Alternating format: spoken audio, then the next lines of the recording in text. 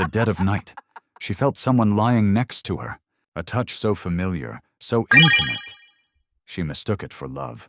But when morning came, her husband swore he never left the guest room. And when the mirror in their bedroom shattered, what spilled wasn't just broken glass, but 20 years of silence, spells, and betrayal. Pause. Voice softens but grows heavier. There are gifts wrapped in gold, but not every gift is meant to bless you.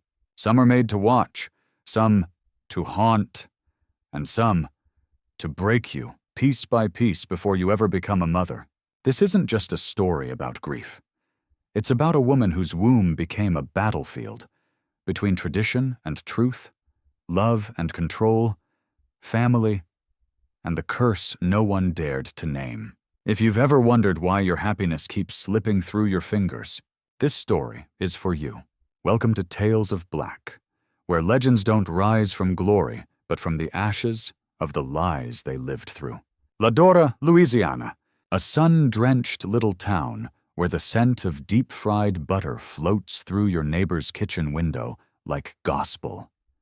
Where every wedding is either blessed by the whole community or quietly watched behind curtains. Amara saw all of that through the window of their car as she and Devon, her brand-new husband, drove home after the ceremony. She wore a simple white dress, hair down, smile wide, like someone who'd never known loss. Devon held her hand tight, fingers laced like a promise.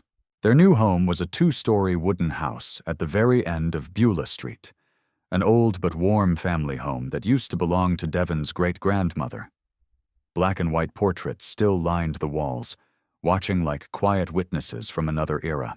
That afternoon, after the guests were gone and the final photo was snapped, Amara and Devon closed the door behind them and let out a sigh of relief. Just the two of them now, and a mountain of wedding gifts stacked high like a mini skyline in the living room. "Want to unwrap 'em all tonight?" Devon asked, squinting playfully.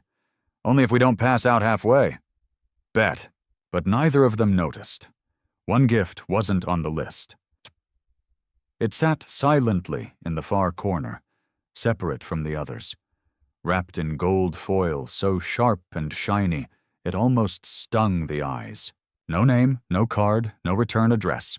"Babe, this one's weird." "Let me see," Amara said, curiosity blooming. She peeled back the wrapping. Inside was a mirror. Not a cheap bathroom mirror, not some fairy tale compact. This was a full-length mirror. Its frame was hand-carved, gilded, old, the kind you'd find in the room of a southern voodoo priestess from the 1800s. Devon felt a chill run down his back the moment it came out of the box. "Who the hell gives a mirror without a card? Maybe someone spiritual? You know how folks say mirrors hold memories." "Yeah, bad ones." Amara wasn't fazed. She was drawn in, not just by the reflection, but by the way it held her gaze. In the mirror, she didn't see a bride. She saw someone becoming something else. "It's beautiful," Amara whispered. "It's looking back," Devon replied. That night, they brought the mirror into the bedroom. Amara hung it on the wall opposite their bed. So every morning, it'd be the first thing she saw. They made love. Soft, intense, sacred. She curled into his chest afterward, silently thanking God for giving her this man. After years of being orphaned, abandoned, and drained by people who once swore they loved her. And then they drifted off. But in the dark, the mirror came alive. A faint gray mist began to curl across the glass, twisting like breath from another realm. Slow, sinuous, like the spirit of a snake waking in its lair. Amara furrowed her brow in her sleep. "Devon?" she murmured. No reply. A cold, heavy hand brushed against her thigh. And then, a scent, like wilted plumeria. Her body stiffened, eyes shut tight, heart pounding. And on the night she was meant to begin a new life, Amara was no longer sure who, or what, was lying next to her. Morning poured into the bedroom like warm milk and sunlight, soft, clean, and sweet with the scent of beeswax and vanilla. Amara lay still, She opened her eyes, smiling. The wedding night was behind them. She felt peace. Her body ached a little, but that was to be expected.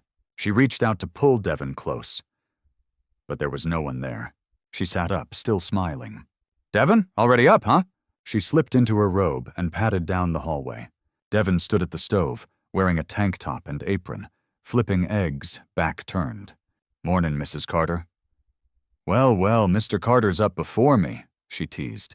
"Yeah, I was tired last night. Slept like a brick." Amara froze. "Wait, you didn't wake up at all?" Devon turned, eyebrow raised. "Nope. Passed out like a baby. Why?" She stared at him, trying to gather the shards of memory still swimming in her head. "I thought in the middle of the night, you lifted my legs and—" "Amara." His face turned serious. "I swear, I didn't touch you after we fell asleep." Silence. A chill ran down her spine. Then if it wasn't you, who the hell touched me? That night, she slept facing the wall. Devon's breath was slow and steady behind her. No movement, no sound. But in the mirror, something moved. Slowly, softly, with intent. The darkness inside the glass began to swirl, like smoke folding inward. And then, a hand, faint, ghost-like, human. Amara turned just in time. The mirror stilled. Only her reflection stared back. And at the very bottom of the glass, a faint red mark, like lips pressed once against it. She stepped closer. The mark vanished. The next day, she tried to brush it all off. She decorated, cooked Devon's favorite gumbo. But when she reached for a bowl in the cupboard, a plate fell, shattered at her feet. She crouched to clean it up and gasped. Beneath the cabinet, tucked in the shadows, was a photo of her and Devon on their wedding day. Bent, torn, her face ripped clean off. "Devon, did you do this?" "Do what?" he called, rushing in. "The photo, someone tore it up." He frowned. "I haven't touched the pictures." "Babe, maybe you dropped it?" Amara didn't answer. She knew better. This wasn't the wind. This wasn't coincidence. Night 3. The whispers began. Not loud, not in English. It sounded like an old woman, reciting something. Slow, steady, like a chant. Amara woke at 3 a.m. Devon slept soundly beside her. She sat up, silent, eyes fixed on the mirror. The mirror stared back. And in the glass, she saw herself crying. But in real life, her face was still. She pulled the blanket over her head, tried to ignore it. But for the first time in her life, Amara feared her own reflection. The next morning, Devon moved toward the mirror. "Let's just take it down. Put it in the garage or something. You haven't been yourself." But as he reached for the frame, blood trickled from his hand. No cut, no broken glass, just blood flowing.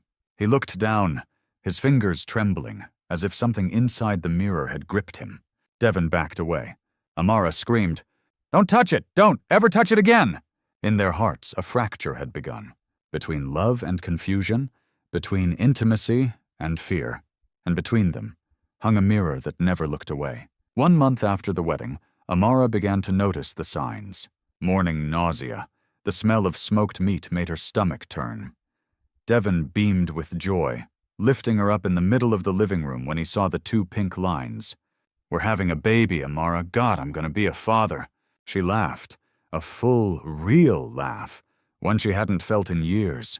They cleared out the home office, painting the walls a soft mint green, preparing for a new life. Amara started writing in a journal each day. "Dear little one, you're not even here yet, but somehow you've already made this house feel like home." But in the 8th week of her pregnancy, the dreams began, not nightmares. They felt real. A cold hand pressed against her belly, always at 3 a.m., a whisper in her ear. "It's not yours. It never was." She'd wake drenched in sweat, heart racing. She'd turn to Devon, still asleep, back to her, breathing steady. "Devon?" No answer, only the whisper of wind through the curtains, and the faint image of a figure in the mirror turning away just as she looked. The 3rd night, her belly felt heavy, unnaturally so, as if something inside was trying to force its way out. Her eyes opened, but her body wouldn't move. She tried to speak, but her throat closed, as if hands were wrapped around it. Pain radiated from her pelvis, spreading through her limbs. Hot, deep, violent. And then, darkness. Morning came. Sunlight poured into the bedroom like always. But this time, the white sheets were soaked in red. Amara screamed. Her voice tore through the house like a siren. Devon bolted upright, panic flooding his face. "Amara, what happened?"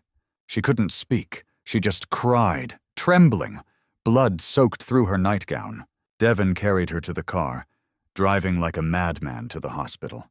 The ER was silent, heavy, like a funeral with no prayers spoken yet. When the doctor returned, his eyes were soft, gentle. "Sorry. I'm sorry, there's no heartbeat." Amara collapsed. Devon caught her, but his arms felt like ice.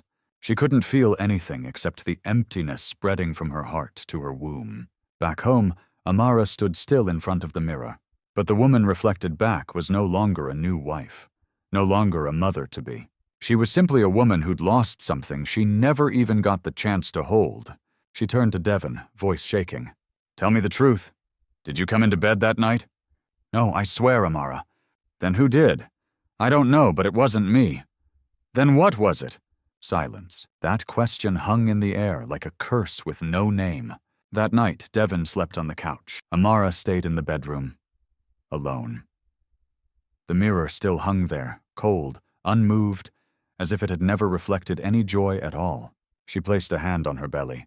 The baby was gone, but the fear remained, more alive than ever. After losing her baby, Amara drifted from herself. She moved slowly, stopped writing in her journal, never touched the tiny baby clothes still hanging on the nursery wall. And the mirror, it stayed where it was, watching. Quiet. Fed. Devon tried. He cooked, did the laundry, brought her flowers. But Amara didn't smile anymore. Then one morning, the doorbell rang. She opened it, and there stood Zaya, her half-sister. Long braided hair, ripped jeans, a dusty red suitcase by her side. "Surprise!" Zaya grinned wide. "Mama Lydia sent me, said you need help." Amara frowned. "You took a bus across 2 states, without calling?" "I wanted to be the call." Zaya hugged her, warm, sweet, and a little too perfect. She settled in like she'd always belonged. Fried chicken that crackled like New Orleans street food. Laughter that echoed through the house again. She cleaned, folded blankets, joked with Devon as the three of them watched TV on the couch. Devon looked at her like she was a relief. Like finally, someone could help Amara smile again. Amara smiled too. But deep inside, a part of her watched from behind the curtain. Zaya was too fast, too smooth, too on time. And more than anything, she stared into the mirror. Not checking her hair, not taking selfies. Just standing there, eyes empty, lips moving in a whisper. Week 2, 2:47 a.m. Amara woke up thirsty. She walked into the kitchen and stopped. There they were, Zaya and Devon, sitting close, refrigerator light painting their faces in pale blue. Zaya wore a thin sleep shirt, hair down, laughing softly. Devon held a glass of milk, looking awkward. "Amara," Zaya jumped. "Sorry, sis. Devon said you were asleep." "And you thought this was the perfect time for milk and midnight giggles?" I was feeling homesick. Didn't want to wake you," Devon quickly added. "Nothing weird happened, babe, I swear." Amara didn't answer. She just stared, then turned and walked away. 3 weeks later, Zaya vomited in the bathroom, bent over the sink, shaking. Amara knocked, voice tight with concern. "You okay?" No response. Minutes passed. Zaya opened the door, face pale, eyes glassy. Amara drove her to the hospital. No words, just silence and the hum of tires. They sat in the waiting room, hands clasped, breath held. The doctor came out, voice calm as a weather report. "Congratulations, you're 8 weeks pregnant." Silence, thick, suffocating. Amara turned to Zaya. "Who's the father?" Zaya looked down, fingers clenched, silent. "Zaya, answer me." A long pause. Then, barely a whisper, it's Devon." Amara collapsed into the chair. The hospital room drifted away. She didn't hear a thing, just the sound of blood in her ears, and one word screaming in her mind: betrayal. Back home, Amara said nothing. She sat in the living room. Devon walked in, looked at her, then at Zaya. "What's going on?" Amara stood, eyes red, hands clenched. "She's pregnant, Devon." "What?" "And you know what's funny?" She says, "It's yours." Devon staggered back like he'd been slapped. "Amara, I swear, I don't even remember." "Don't you dare." She grabbed the flower vase from the table and hurled it against the wall. Glass exploded, her scream followed. "You touched her in the house our baby died in." Devon fell to his knees, head in hands. "I'm sorry, I don't know what's happening to me." Amara turned, stormed up the stairs. As she passed the mirror, she wasn't there. No reflection, just a black void. A hole in reality, deep and endless like the mouth of hell. A week after the truth came out, the house felt like it lived inside a fog. Amara didn't speak. Devon slept in the guest room. Zaya stayed, like nothing had happened. Quiet, obedient, her belly growing by the day. The mirror still hung in the bedroom. A silent witness, stuffed full with secrets it didn't bother to digest. That day marked Zaya's 8th month. Trying to save what little dignity he had left, Devon threw a small party. Friends came, neighbors, cousins. There was laughter, the smell of sweet rolls, even a wannabe singer humming under the fairy lights in the backyard. Zaya wore a yellow dress. She glowed like the guest of honor, like the one who had won. Amara stood at a distance. No one saw her. She didn't want to be seen. After the party, Zaya and her best friend Tisha went into the bedroom to freshen up. Zaya stood in front of the mirror.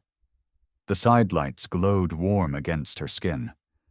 But in the reflection, her eyes looked vacant. Gone. Tisha wrinkled her nose. "Girl, why you still got that ugly-ass mirror in here? That frame looked like it came off a haunted plantation." Zaya laughed. "Honestly, it's hideous, but Devon said it's been here since day one." "Day one of the curse, maybe," Tisha smirked. "Let's move it to the hallway," Zaya shrugged. "I want to hang a baby mirror here anyway." Tisha nodded. She touched the mirror. Crack! A faint hairline fracture. Zaya turned sharply. "Wait, be careful." Crash! The mirror fell, smashed against the hardwood, shattering into 1,000 shards. A strange light flickered, like something had just been released. And then, stillness. No one breathed. From the living room, a scream tore through the silence. "No!" It was Mama Lydia, Amara's stepmother. She'd come just for cake. But now she shoved everyone aside, charging into the room like a woman possessed. She dropped to her knees, weeping, clutching a shard of broken glass. "Oh, Lord, I'm finished. I'm finished." "Mama!" Zaya gasped. "What's going on?" This mirror is my life." The room froze. Just then, Amara stepped into the doorway and saw her stepmother crying like a child, hands trembling. "I have to confess," she whispered, then looked up. "I gave that mirror to Amara on her wedding day." Amara took a step back. "What?" "It wasn't a gift, it was a doorway." Gasps. Mama Lydia's words spilled like blood from a reopened wound. "I never loved you, Amara, not the way your father did. He looked at you with pride. He only looked at Zaya with pity." "So you cursed me?" Amara's voice broke. "I didn't mean to. At first, it was just to watch you. The mirror let me see everything. But when I saw you happy, pregnant, I couldn't take it." Every eye in the room turned to her. She was shaking. "The mirror was enchanted. Each time you conceived, I whispered into it. Not to God, but to her." "Her?" someone asked. "The woman in the water. The one who gives and takes back." She lowered her head. "But the mirror came with a warning. It must never be broken. Now, she will come for me." Then she stood, murmuring like someone sleepwalking. She's coming for me now." Mama Lydia bolted out the front door. Everyone rushed after her, but she vanished past the garden fence as if swallowed by the night itself. The house fell silent again, until Gatson, the street's old gatekeeper, stepped in, face pale. I have something to say." "Not now, Gatson," Devon growled. "No, I have to, before she takes me too." He dropped to his knees. "The baby Zaya's carrying. It's not yours, Devon. It's mine. We made a plan. She was supposed to make you believe it was yours, so she could stay, so I wouldn't have to raise it. But now, I want my baby." The room shattered again, not with glass, but with truth. Zaya collapsed to the floor, sobbing, her belly clenched, her whole body trembling. Devon stared at her, then at Amara, and said nothing. He picked up his keys, walked out the door. No one stopped him. No one called out. Only the wind remained, and the faint smell of blood lingering from where the mirror once stood. After the mirror shattered, Amara left. No note, no goodbye, no tears. She just vanished. She returned to the only place that ever made her feel small and safe at the same time. The wooden cabin hidden deep inside parish pines. The place Mama Lydia brought her after her father died. There lived a woman everyone in town only dared whisper about. Root Mother Odelia. A healer, a prophetess, a keeper of souls and shadows. Amara didn't come seeking magic. She came because there was nothing left to lose. Odelia's home was cloaked in charms, hand-braided rope, bundles of cloth, oil lamps, the air thick with root incense. As Amara stepped inside, Odelia was already waiting, not looking at her, just speaking. "You've been carrying something that don't belong to you." "You mean the baby?" "No, baby girl, I mean her." She drew a circle on the floor using ash, motioned for Amara to sit in the center. "You ever heard of Mama Yane?" Amara shook her head. Odelia began to speak, her voice rustling like wind through dead leaves. "Long before we was brought here in chains, there was a woman in the river. She came when mothers cried. She healed, yes, but she also took. If you crossed her, she didn't kill you. She made sure your womb never carried joy again." Amara shivered. "So, she was summoned through the mirror?" Odelia nodded. "Mirror's just a gate, child. The invitation came from hate, from your stepmother's mouth. But you kept the door open. Every time you touched that mirror with grief in your heart, you fed her." "I didn't know." "You didn't have to. That's how darkness works. It don't ask permission. It waits for pain." Odelia pulled a black bowl of water from beneath the table. She told Amara to look down, but in the water, there was no reflection, only a pair of eyes staring back, from deep, deep below. Then Odelia began to sing, in an old tongue. Each note cracked open the veil between worlds, and Amara began to see. The nights she thought were dreams, the touches she believed were Devon's, the weight beside her in bed. They weren't dreams, they weren't her husband. It was Mama Yene, taking form, using shadow. Odelia said softly, "You were chosen, Amara, but that don't mean you gotta accept it." Amara broke down. "What do I do now?" "You cleanse, you walk, you break what she fed on." The cleansing took place that very night, beside the river. Amara wore white, held sacred roots in her hand, stepped into waters colder than bone. Above, the moon hung red like a bleeding eye. On the bank, Odelia lit 3 black candles, the mother, the mirror, the morning. Amara submerged to her chest, lifted her face to the heavens, and screamed, "I release what was never mine. I release the pain, the curse, the lies. I return her name to the dark." The wind rose. Waves slammed the shore. One by one, the candles blew out. Silence. The next morning, Amara sat on the porch, her hair still wet, eyes swollen. But for the first time in a long time, she didn't feel afraid. Odelia handed her a charm, hand-stitched, worn with thread. "This won't stop evil," she said, "but it'll remind you, you are no longer food." 2 weeks after the river cleansing, Amara came back to Ladora. No warning, no luggage, just the hand-stitched charm from Root Mother Odelia hanging over her chest. A silent declaration. She didn't return to win anyone back. Not for revenge. She came to sweep the ashes and leave on her own terms. The house that once held love now echoed hollow. The front door was cracked open, no voices, just silence. The aftertaste of parties, the cracks on the wall, the shards of mirror still littering the floor. All of it frozen in time. Zaya was gone. Devon, too. All that remained was the house itself, heavy with things that were never said. Amara walked into the bedroom. Where the mirror once hung was now a blank, clean wall. No nail. No dust. Like it had never been there at all. She opened the closet. Pulled out her old journal. The one she'd hidden behind towels because reading it hurt too much. The last page read, "I will protect you, little one, even if I have to fight the wind." She placed a hand on her stomach. No more pain, just one silent prayer that had never been spoken aloud. "If one day you still choose me as your mother, I'll be ready, whole and waiting." That night, Amara built a fire in the backyard. She burned it all. The wedding photos, the unused baby toys, the sticky notes Zaya had left on the fridge, little lies written in cute handwriting. And finally, she held the wedding invitation, her name and Devon's, laced together in gold ink. She stared at it, smiled. "You taught me how to love, and how to lose, and how to live again." She let it go.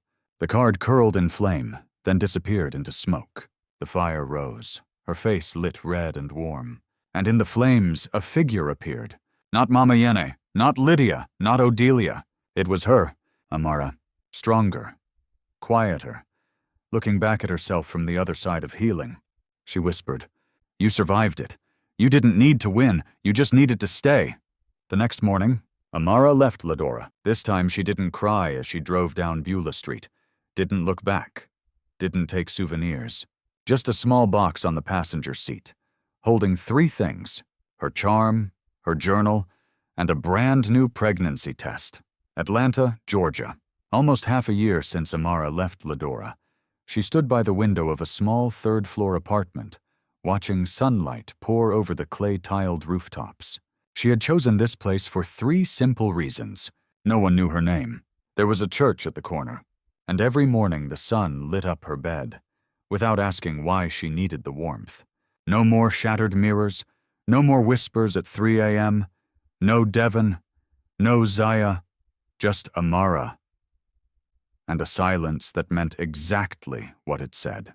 She worked part-time at a small independent bookstore, where she recommended books on healing, indigenous women, and the poetry of Audre Lorde. Each evening, she walked home through a park with a lotus pond, where an old woman sold hand-woven bracelets. Amara bought one, wore it on her right wrist. The woman looked at her and said, "You look like a woman who came through fire and still smells like grace." Week 9, something felt different. Her chest ached. She grew sleepy between customers. And that morning, she sat on the bathroom floor, holding a pregnancy test. 2 lines. She didn't cry, she didn't scream. She just sat there and breathed. No mirrors, no shadows, no spirits in the night. Only the steady beat of her heart, and a strange warmth rising from her belly. Hope! She went to the doctor. Everything was normal. No bleeding, no distortions, no dreams she couldn't wake from. Month 3. She wrote a letter to root Mother Odelia, tucking in the sonogram photo. "This time no spirits are watching me, only ancestors walking with me." Month 5. She found out it was twins, a boy, a girl. She smiled, placed both hands on her belly. "I lost 3 before you, but none of them were in vain. You 2 came through the storm, and I will never let the wind steal you." The day came. The operating room was cold, fluorescent lights humming above. Amara clutched the nurse's hand, something trembling inside her. Not fear, exactly, but something close. And then, one cry, then another. 2 souls, 2 heartbeats, 2 parts of her she never got to hold, now pressed into her arms. She named them Amani, peace, Zuberi, strong. One evening she sat by the window, nursing both children. The breeze fluttered the curtains. Moonlight spilled in. And on the glass, she saw her reflection. No longer the woman who had lost everything, but the mother the darkness tried to swallow. and couldn't. 3 years after leaving Ladora, Amara received a phone call. Unknown number. A man's voice. Deep. Hesitant. "Miss Carter, I'm Pastor Darnell from Beulah Baptist. There's been a passing. We found your name in her will." Amara's grip on the phone tightened. "Whose will?" "Mama Lydia, your stepmother." Amara stood in silence for a long time. Then finally, "I'll come." She returned to Ladora in an old SUV. 2 car seats in the back. Empty now, but still scented faintly with baby powder. Amani and Zuberi were almost 3. She left them at home with their sitter. This wasn't a trip for children. It was a journey for a mother, who'd once had her motherhood stolen, and had since claimed it back. Beulah Baptist Church was just as small as she remembered. Wooden pews, a simple cross, sunlight shining through stained glass. Only 6 people came to the service. No one cried. Mama Lydia's photo sat on a small table. Her eyes, now, looked vacant. An older woman approached Amara, handed her an envelope.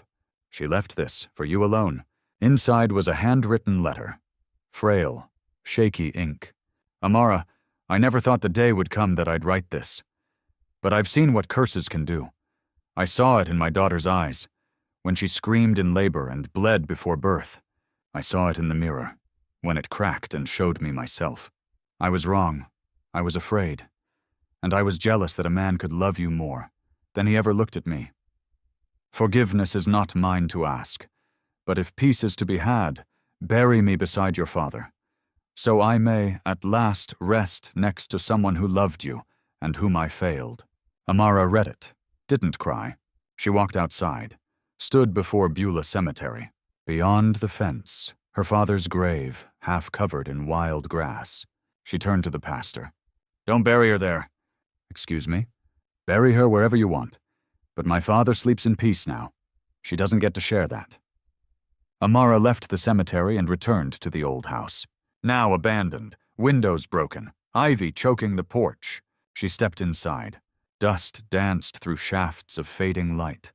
A charred corner still marked the night she set fire to her past. The bedroom was empty. The wall where the mirror once hung was now just a bruised patch of paint. She stood there, closed her eyes. "I forgive you," she whispered, "but I don't resurrect you." Before leaving, she reached into her coat pocket, pulled out a small object, the hand-stitched charm from Odelia.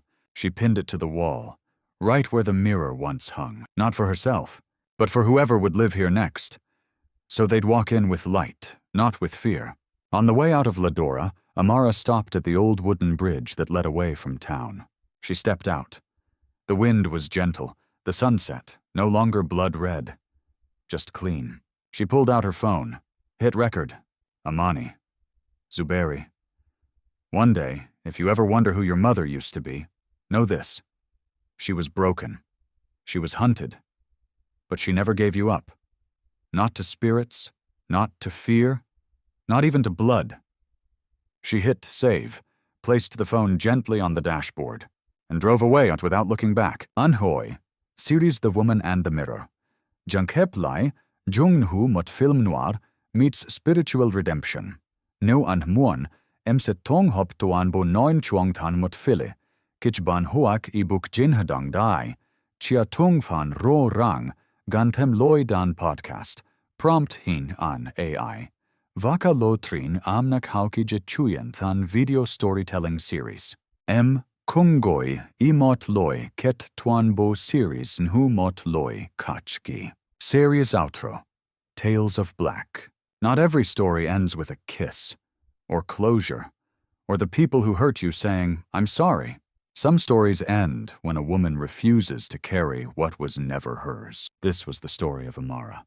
This was the story of a curse broken, not by spells, but by staying alive. This was The Woman and the Mirror. This was Tales of Black. There are mirrors, and then there are wounds disguised as mirrors. Some of us inherit pain that was never ours to carry. Some of us learn to mother children, only after we've mothered our own healing. And some, like Amara, become legends not because they survived, but because they walked through the fire and didn't lose the softness in their voice. If this story reached a quiet place in your soul, Leave a comment below, not to explain yourself, just to say, "I've seen the mirror too." Share this with someone carrying a silence. And if you believe stories like this deserve to be remembered, subscribe, because somewhere, another soul is still fighting in the dark. And here, at Tales of Black, we tell their story, not with glory, but with the echoes of 1,000 ancestors whispering, "You were the prayer we once made." Thank you so much for staying with us all the way to the end. At Tales of Black, we believe that some stories are too powerful, too beautiful, and too unforgettable to ever be left untold. Our channel is filled with rare and extraordinary tales, ones you won't hear anywhere else in the world. If you enjoyed this story, we invite you to dive deeper. There's a whole universe of emotions, mysteries, and unforgettable characters waiting for you. Just hit that subscribe button and let's journey together through the magic of storytelling. We promise every click, every moment you spend with us will be worth it. Thank you again for your incredible support. You're the reason these stories live on. We can't wait to share even more with you.